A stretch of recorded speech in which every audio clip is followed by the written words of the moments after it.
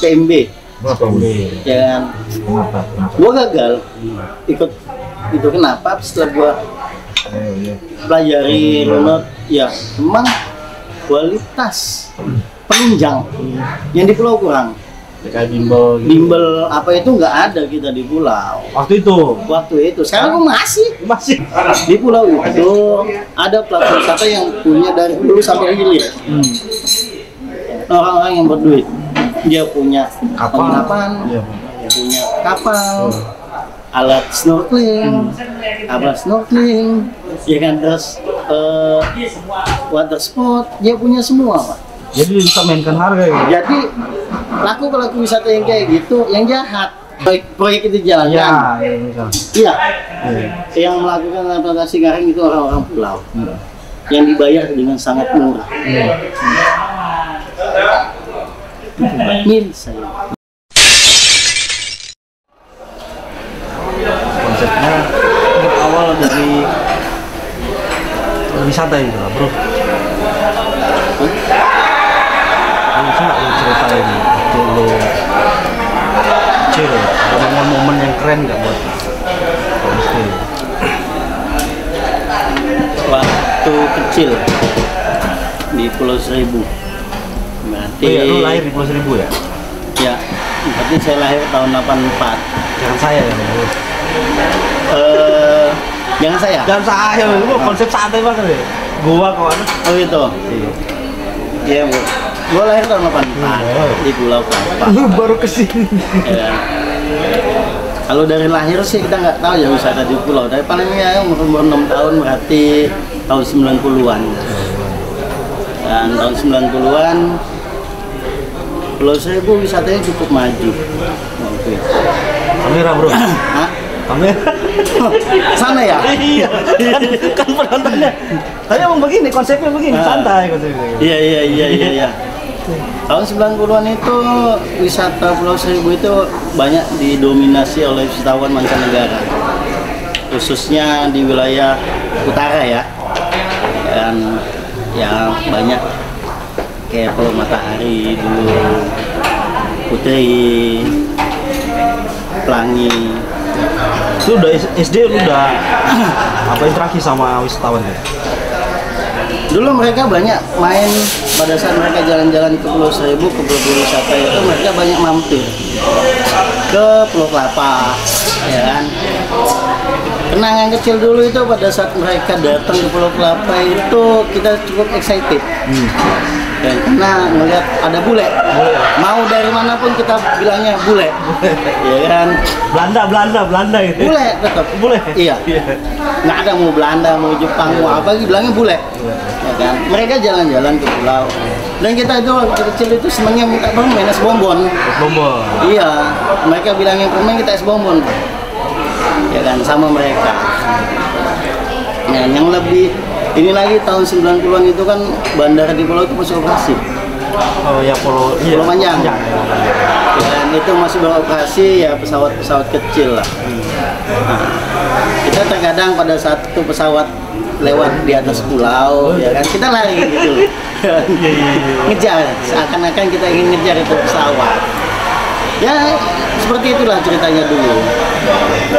Itu pengalaman yang keren menurut lu ya. Tapi kalau pengalaman lu yang apa membuat lu terinspirasi untuk jadi sekarang kok? Waktu sekolah lah, dari SD, SMP. Terinspirasi sampai sekarang, dulu sebenarnya nggak punya mimpi apa-apa. Kita hidup di satu pulau yang pada saat bangun tidur melihat laut, ya kan, jalan ke kanan ke kiri di laut lagi. Kita nggak tahu di luaran itu seperti apa. Jadi mimpi seperti apa ya kita nggak terlalu ini ya. Tapi lu punya cita-cita kan?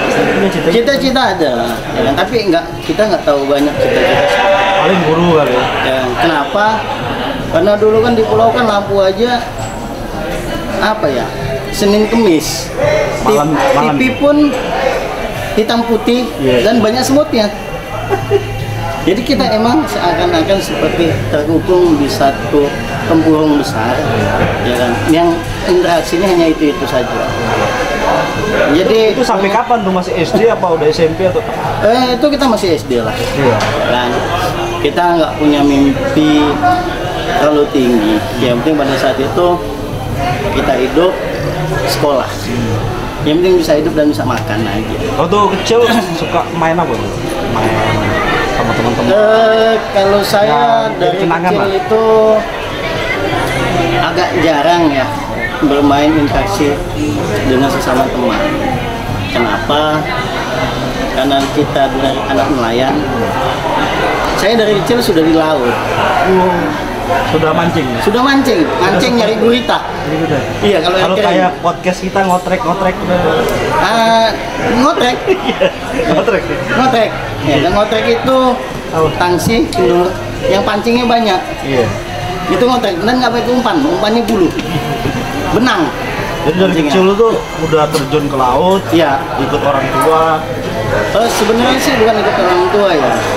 Orang tua saya nelayan, tapi nelayan yang 6 bulan sekali pulangnya. Apa ya? Bapak. Yang kongsi, gitu Pak. Dan jadi dulu itu berangkat dia ke Belitung Januari, pulang Juli. Jadi waktu itu sosok orang tua gimana? Orang tua laki terutama. Kalau untuk sosok bapak, ya kita emang jarang ketemu. Itu peran ibu lah yang paling itu. Ya, Ibu yang peran paling. ibu, ya kan. Dan mayoritas teman-teman di pulau saat itu ya seperti itu, kecuali yang orang tuanya sudah ngajar atau dagang di pulau. Tapi lebih banyak semua orang tua bapak terutama itu jaring kongsi. Nyanjarnya ya ke Belitung. Apa gini? Bisa nggak lu ngebayangin situasi dulu waktu lu kecil tuh bagaimana di pulau itu? Tadi tidak adanya listrik, nonton TV yang itu segala macam. Ada nggak sih sesuatu yang menurut lu ini loh, gua harus tidak seperti ini lagi suatu saat nanti? Itu pada saat kecil kita nggak punya, gue sih belum terbayang ya mau seperti apa nantinya, karena nggak ada figur apapun gitu loh, nggak ada bahan perbandingan kita mau seperti apa, karena lingkungan gue ya seperti itu gitu loh, ya kan, bangun tidur paling kalau main sama temen main precah, kalau anak-anak sekarang main gundu, kalau dulu kita sebutnya precah. Main bola kali sore Ya, kalau main bola walaupun rumah gue dekat lapangan bola, Iya. gue nggak pernah dikasih main bola. Kenapa tuh? Katanya nggak usah main bola, ntar kesalah. Berarti sama ya, jangan banyak makan ikan. Takut Betul. cacingan. Ya. Ya, itu satu lagi. Katanya dulu jangan banyak-banyak makan ikan, ntar cacingan. Padahal gue nggak boleh banyak-banyak. Ikannya mending mati dijual. Iya. Gitu loh. Ya seperti itulah cerita kecil. Kan gue SD, sekolah, gue tahu dunia luar selain pulau itu pada saat SD kelas 6. Udah main ke Jakarta Darat. Itu pun program dari sekolah. Ya kan, diajak jalan-jalan program ke Cimacan. Ya kan. Nah saat itulah gue ngelihat dunia. Ya kan, bukan yang buat gue sih ngeliat dunia ya, padahal cuma ngeliat Jangan kan lihat mobil juga aneh kan? Iya itu dia. Ngelihat apa ya, dunia baru lah, ya kan, ngelihat lingkungan baru. Oh ternyata luas toh, ya kan, ternyata luas, ya kan. Larang lu. Jadi ya seperti itulah. Jadi dia jalan-jalan ke Cimacan, ke Taman Safari. Seperti itu. Lu SD? SD. Pas 6 lu main ke Cimacan, Iya. lihat dunia luas, ternyata ya mobil rodanya 4. Iya, ada. Terus SMP ini kan udah mulai tumbuh nih. Ya. Rasa ingin satu perubahan atau tumbuh rasa suka. Lu bisa nggak ceritain tuh waktu SMP? Waktu SMP kegiatan gue masih sama ya, nggak jauh berbeda dengan kegiatan gue SD. Pagi bangun tidur, mandi, jalan sekolah, ya kan, pulang sekolah, gue cuma mancing. Jadi dari kecil lu udah biasa Sudah biasa, cari. ya kan, mancing cumi, ya kan, jirat udang pengko. Itu maksudnya senang aja atau memang cari uang jajan gitu? Seneng. Senang ya? Hobi. Ya, hobi, ya kan, mancing cumi, terus kalau hari kering nyari gurita, ya kan, Ada nggak nyari gede-gede. momen-momen yang menurut lu masih sampai saat ini kebayang gitu, misalnya kayak lu ya kayak orang Pulu misalnya tusuk lempul lah atau apalah gitu. Dulu momen gua yang masih terbayang ya kan, waktu pagi-pagi air kering, ya kan, kata orang tua mah jangan ke laut dulu, sarapan dulu, nanti lu kampunan. Iya. Ya kan, disuruh sarapan gua nggak mau. Terus Turun aja lah ke laut, ya kan. Dulu itu kita nangkep ikan lingkis. semangat luar biasa lah. Semangat luar biasa, nyari gurita nangkep ikan lingkis ya kan, air kering. Iya. Kayak gitu, itu kebiasaan. Ya kebiasaan dulu lah. Dan lagi ngejar-ngejar ikan, nginjek namanya toka-toka. Kalau kata orang luar mah ikan pari, pari kecil. Kalau kita sebutnya toka-toka. Nginjek apa dijepat? Nginjek dulu, nginjek disabat. Iya terus. Cepet ya kan, ya sudah. Pulang ya kan, bukannya diobatin kita dimarahin. Lu si bandul, suruh sarapan dulu, nggak mau kan keampunan. Jadi maknanya apa menurut lu? Maknanya sebenarnya apa ya, kata orang pulau kan nanti keampunan apa gitu. Sebenarnya maknanya itu ya kita pagi apa sebelum aktivitas ya, kalau sesuatu apa yang dilarang sama orang tua dengerin dulu lah, ya kan, karena melawan kata kita mah bandel, ya sudah itu tegurannya. Padahal mah nggak niat sebenarnya. Nggak niat, nggak ada niatan untuk apa yang ngelawan perintah orang tua. Tapi kalau di sekolah gimana? Lo apa Gua sekolah biasa aja atau terkait prestasi dari kelas 1, kelas 3, kelas 4 gue biasa aja. Dan yang lebih miris, gue selalu jadi bandingan. Ada tetangga gue, teman sekolah, pindah anak itu. Itu cewek? Cowok. Oh cowok, kira. Ya, tuh sekolahnya tuh kayak si dia tuh, kayak dia tuh, juara terus. Terus gue seperti itu. Itu yang memacu gue untuk terus belajar. Gue kalahin lu. Itu di kelas berapa tuh? Itu gue di kelas 3 naik kelas 4. SD dong gitu. SD. Ya kan, kalau terkait masalah sekolah. Berarti di situ lu udah mulai ada jiwa kompetitif ya? Ya, udah bersaing gue di situ. Ya kan, bagaimana caranya gue bisa ngalahin dia dan kebalik. Emaknya yang bilang, tuh kayak si Lukman. Iya. Itu yang memicu gue. Dan nilalanya gue bisa lampaui mereka. Lulus di kelas 6 SD, ya kan, gue menjadi peringkat ke-1. Apa? Nem tertinggi. Dulu mah masih nem ya? Nem, ya kan, nem tertinggi, gue juara 1, ya kan, mereka lewat. Kalau ya, masuk di SMP. 260, Pulau Harapan. 260 di Harapan. Ya, kita dari TK, SD, SMP di pulau. Itu gambarnya 260 tuh gimana proses jalannya? 260 itu ada di Pulau Harapan paling ujung, paling timur.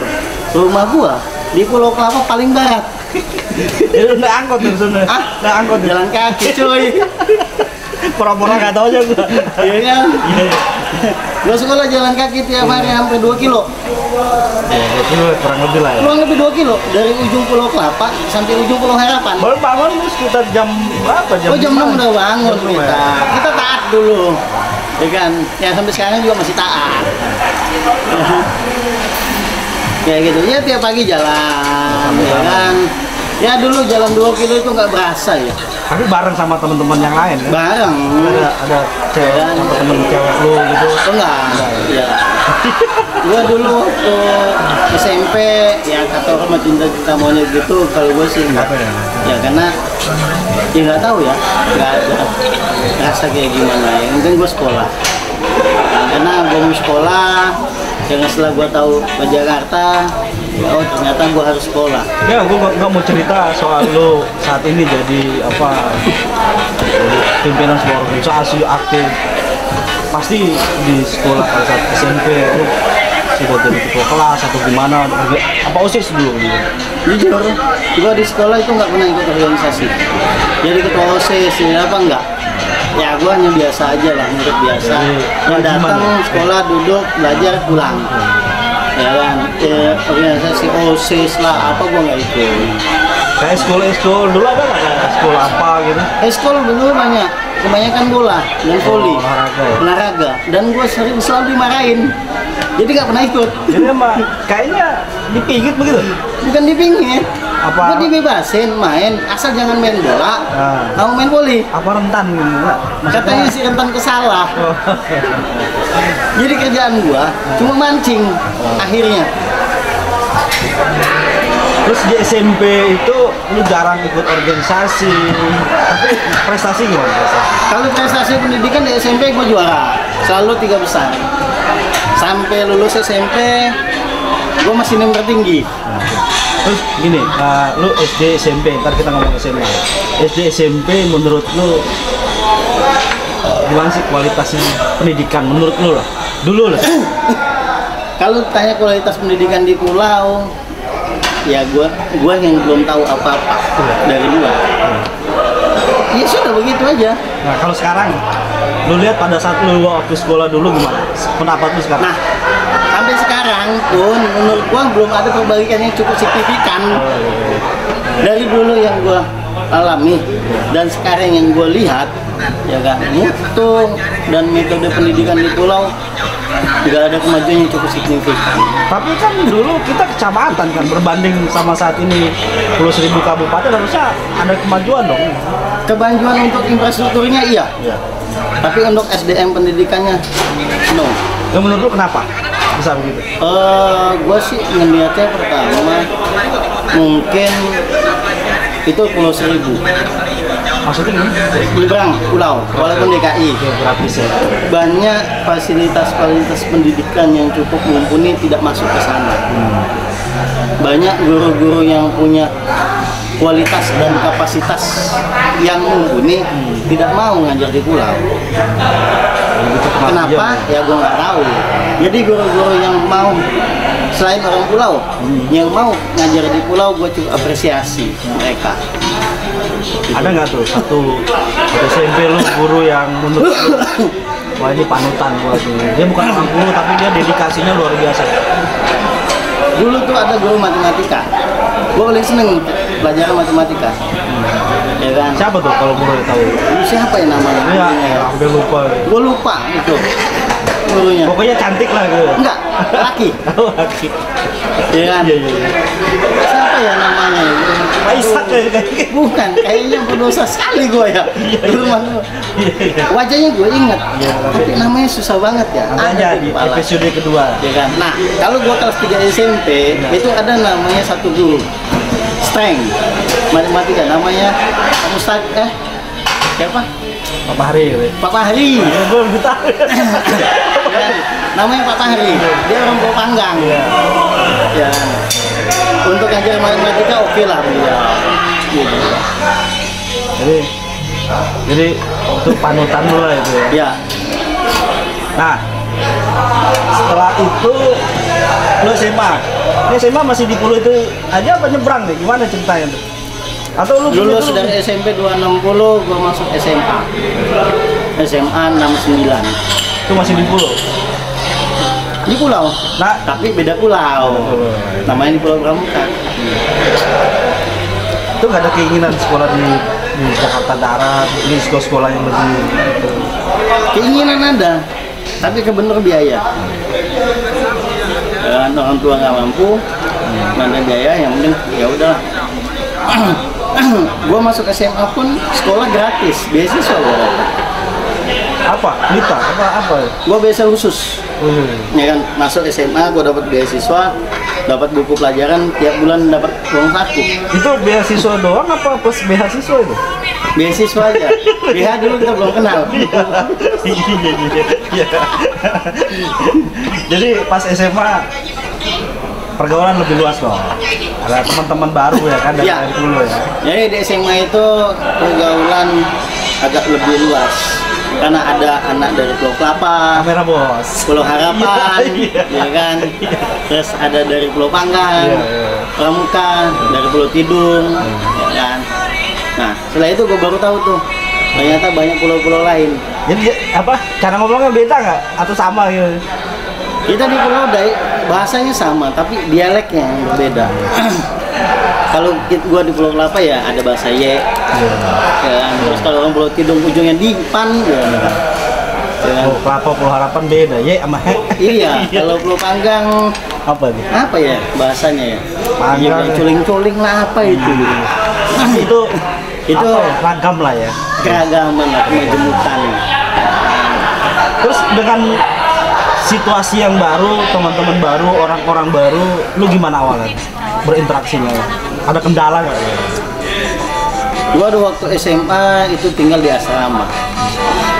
Dan karena di asrama, yang tinggal di asrama itu adalah anak-anak yang sekolah di 69 keluar dari Pulau Panggang dan Pramuka. Dari Pulau Kelapa, Pulau Harapan, dan pulau yang lain. Iya, benar. Ya. Untuk interaksi sih nggak sulit ya. Kenapa? Karena boleh dibilang kita dari Pulau Panggang, Pulau Kelapa, Harapan itu banyak saudara. Ya, di pulau itu keluarga besar lah. Satu sama lain saling kenal. Jadi untuk pergaulan dengan teman-teman baru dari pulau lain nggak sulit untuk beradaptasi. Terus kendalanya gimana? Apa masih kualitasnya atau fasilitasnya? Apanya itu kendala? Pada saat di SMA gitu. Kalau di SMA tadi gua bilang terkait fasilitas pendidikan masih kurang. Zaman gua ya. Ya, zaman. Dan tapi kalau untuk fasilitas infrastrukturnya sekolahnya udah cukup baik lah. Ya, tapi terkait sebenarnya anak pulau itu cerdas-cerdas. Kata siapa tuh? Hah? Kata siapa? Kata saya, Pak. Argumentasinya apa gitu dasarnya? Karena kenapa dibilang cerdas?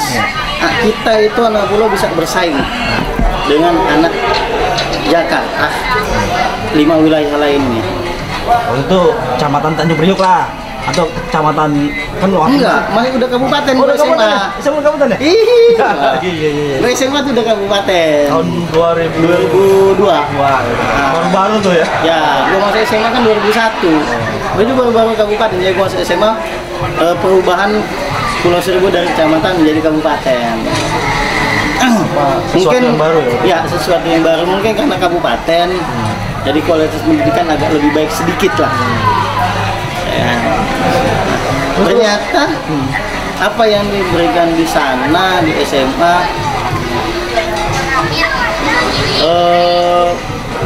kualitas pendidikannya yang begitu baik-baik juga, tapi ada peningkatan lah. Ya kan, kita kalau anak-anak Jakarta yang di darat udah mengenal komputer dari kecil, ya kan. Gua megang komputer tuh waktu SMA aja. Kelas berapa? Kelas 2. Kelas 1 nggak kenal. Enggak. Nah, kan bisa hidupin mati nggak akan bisa kan? Gitu loh. Ya kan, dulu itu masih DOS ya. Yang disketnya segede kipas. Habis masukin kipas. Itu. Lu baru kenal komputer? Ya, gua baru kenal komputer saat itu. Sama kenal cewek duluan mana sama komputer? Ya. Duluan kenal cewek. Itu cewek berarti ya. Ya jangan awal-awal udah ada target ceweknya. Nggak ada. Jadi gini, dulu itu kan baru awalnya kabupaten. Ya. Ini 2022 kabupaten sudah usianya hampir 20 tahun. 20 tahun. Nah, bisa nggak lo kasih suatu apa ya namanya penilaian lah, atau menurut pribadi lo situasinya bagaimana dulu yang sudah usia 20, apakah meningkat, menurun, atau menurut lo gimana? Ada yang meningkat dan ada yang menurun. Spesifik kan? Yang gue bilang ada yang meningkat, ada yang menurun adalah pertama meningkat itu dari segi infrastruktur pembangunan. Itu meningkat. Kak, kita pungkiri. Ya kan, gedung-gedung sekolah di Pulau Seribu sekarang wah semua. Di ibu kota negara ya kan, di ibu kota negara. Jakarta. Ya kan? Dibandingkan dengan sekolah-sekolah di Jakarta, 5 wilayah yang di pinggiran, itu lebih bagus pulau. Keren lah pulau ya. Keren lah kalau untuk bangunan fisiknya. Tapi kalau terkait kualitas SDM-nya masih kurang. Padahal ya kan, kalau kabupaten mau serius saat ini, dia hire pendidik-pendidik yang punya kualitas, datangan ke pulau dengan bayar gajinya, mungkin ada tambahan insentif karena kepulauan, gue pikir bisa lah. Kalau emang mau serius. Segi pendidikan lu bilang masih belum bisa ya, katakan meningkat. Ini faktornya apa? Apa tadi karena faktor dari pendidiknya atau anak didiknya gitu? Pertama dari pendidiknya ya. Ya. Apa regulasinya gitu? Enggak, dari pendidiknya. Mohon maaf, ya kan. Yang gue lihat sekarang yang banyak ngajar-ngajar di pulau adalah teman-teman dulu gue sekolah. Iya. Gue bukan meremehkan mereka. Bukan. Ya. Gitu loh. Ya kan. Mereka kuliah. Waktu gue sekolah bareng kuliah. Selesai kuliah pulang ke pulau.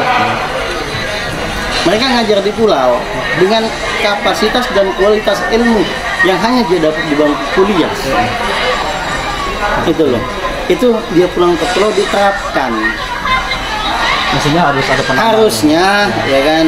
Sebelum dia pulang ke pulau, dia coba ngabdi dulu lah. Di sekolah mana, ya kan, dia masuk bersaing. Cari pengalaman lah. Cari pengalaman, nyari konsep pendidikan yang di darat, ya kan. Itu dia adaptasi dan adopsi. Setelah dia matang, boleh dibilang berhasil, dia pulanglah ke pulau, ngabdi di pulaunya. Jadi kalau gue bilang secara pribadi lu masih pesimis ya sama pendidikan itu? Masih pesimis. Jujur masih. Kenapa gue bilang kayak gitu? Tidak banyak lulusan SMA dari 69 yang bisa bersaing untuk masuk perguruan tinggi negeri ya. Gitu. Ini salahnya di mana nih?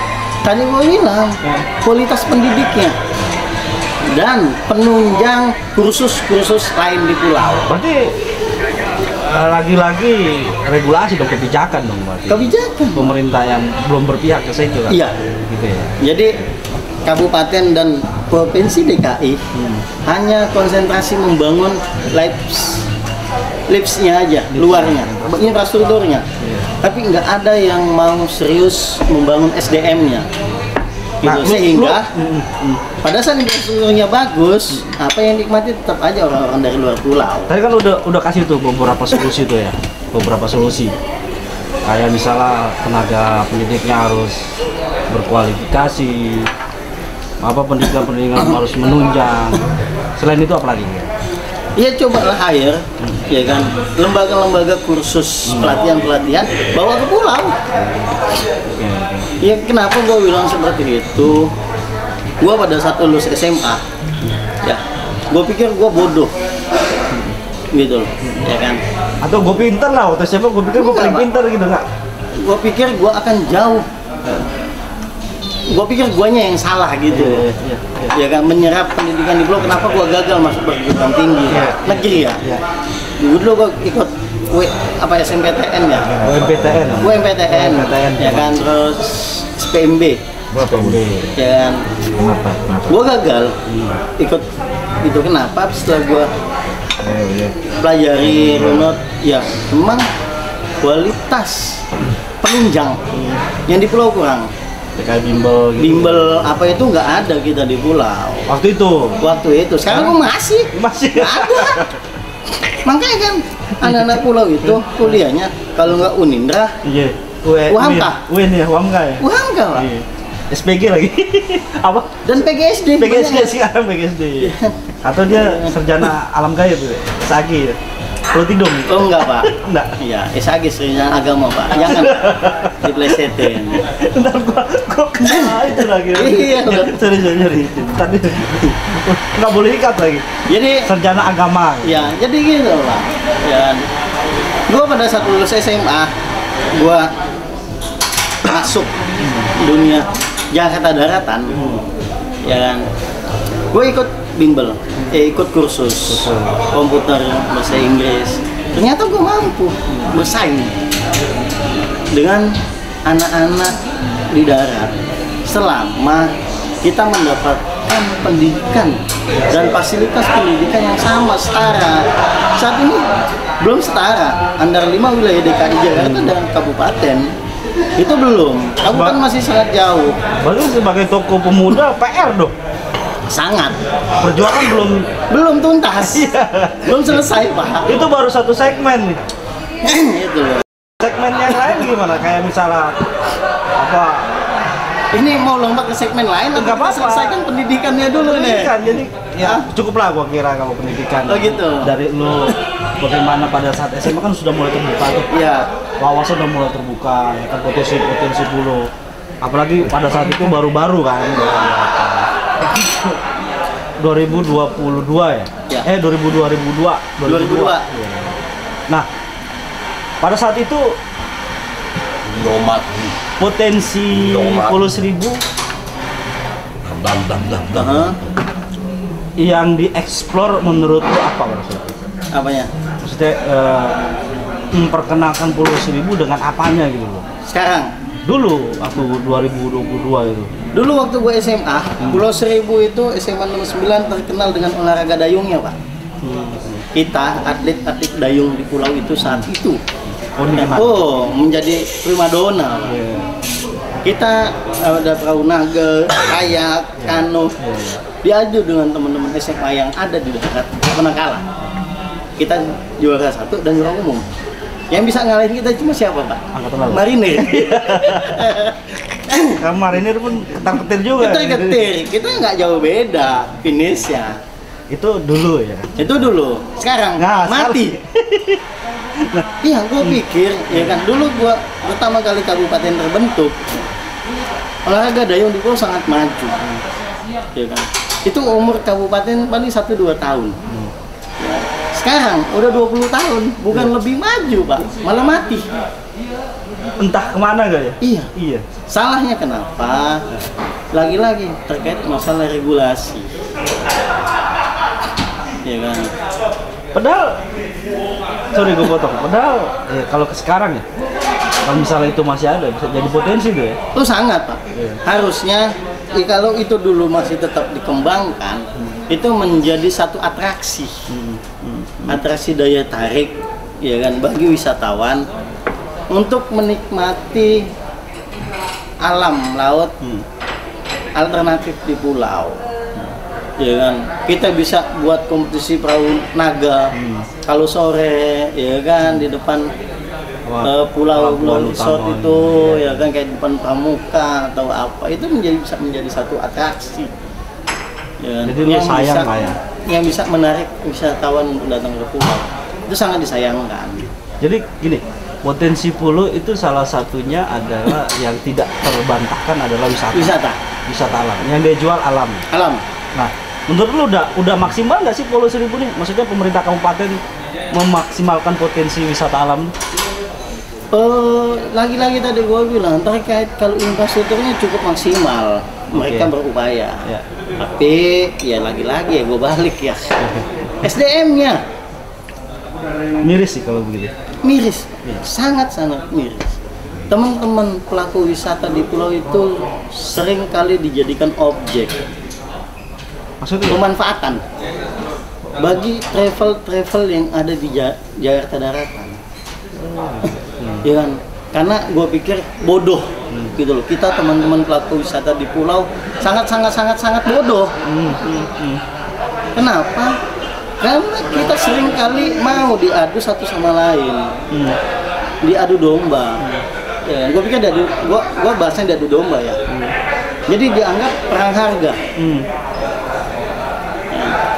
Standarnya paket wisata di pulau itu paling murah 350.000. Ya. Padahal pelaku travel di darat ini mereka tahu semuanya sama. Tapi terkadang dia negosiasi. Oh enggak, gue dapat di sana 250.000. Ya. Karena persaingan yang tidak sehat. Gitu. Mereka turunkan. Ya udah deh, gue kasih 240. Padahal nggak ada yang jual 250.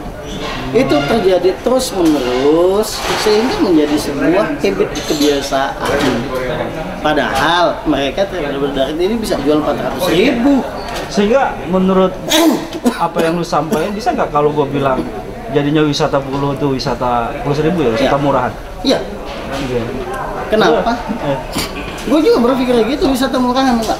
Lu datang ke pulau satu orang cuma modal 250.000, udah kapal, makan, penginapan, snorkeling, menikmati keindahan bawah laut, cuma 250.000.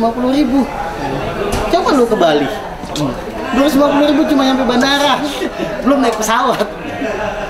Jadi nih di sini kan kita harus kasih solusi. Ya. Kita harus kasih solusi. Kita kritisi, kita harus kasih solusi.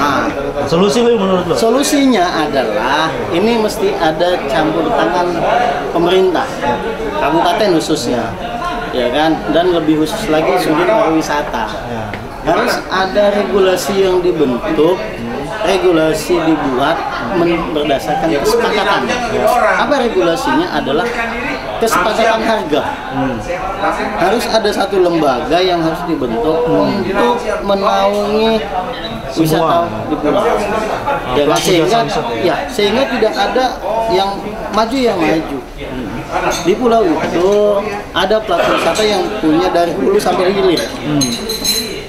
Orang-orang yang berduit, dia punya penginapan, punya kapal, alat snorkeling,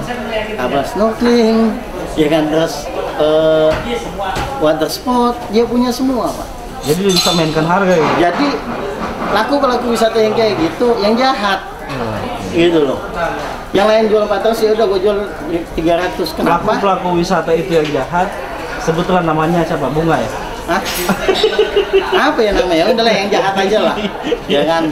Ya padahal gue ngomongin juga mereka kalau dengar sadar, tahu gitu loh, ya kan, merasa ini yang tidak fair bersaingnya, ya kan? Mereka sudah memiliki itu semua, jadi akhirnya yang ada di otak picik mereka, yang penting ada uang masuk aja. Yang lainnya, ya kan, yang cuma punya life jacket dan alat snorkeling, yang cuma punya kapal, mereka mati.